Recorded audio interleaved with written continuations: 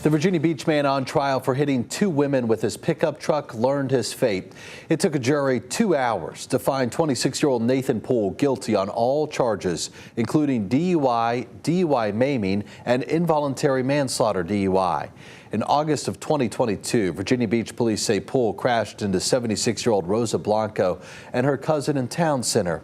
Blanco died at the scene. According to court documents, Poole failed some field sobriety tests and allegedly told officers he'd smoked marijuana. The rest of the victims are calling the conviction a relief. We can actually get some rest now, I think, and it's important that the rest of society understand that you just can't smoke marijuana and drive a car. Poole will be sentenced in August. He could get up to 10 years for each felony count. Meanwhile, his attorneys argue marijuana is not to blame for the accident, saying there is no standard for impairment when it comes to the drug. Marta Berglund has more on how testing for a drug DUI is much different than with alcohol. That's all new at 11.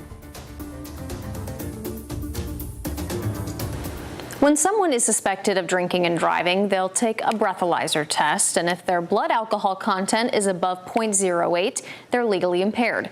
With marijuana, the line is blurred as to what constitutes being under the influence. After a jury handed down Nathan Poole's guilty verdict Thursday, both the defense and prosecution addressed the rarity of cases like it, that is, marijuana DUIs. This will probably be a case that people are talking about for a very long time. There's not enough scientific support to give a clear line for citizens to know how you handle this field. Dan Miller is a criminal defense attorney. He says officers can test someone's blood alcohol content right after they're pulled over or crash. But when it comes to marijuana impairment, there is no test that can be taken on the scene.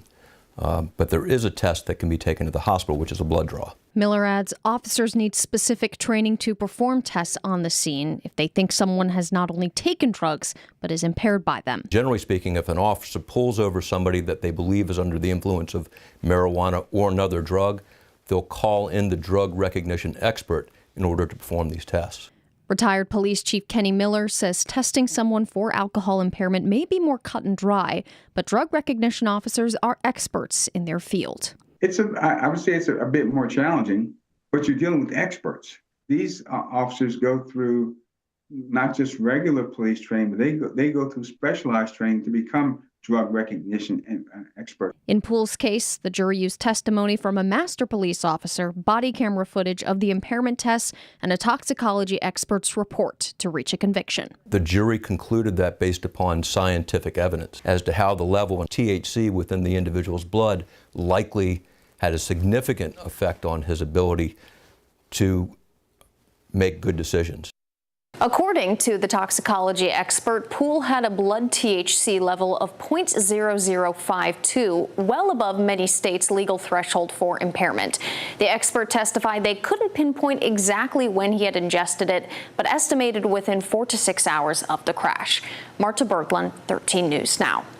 And we asked attorneys for Poole if they will appeal the verdict. They told us they are going to, quote, explore what that option will be. Well,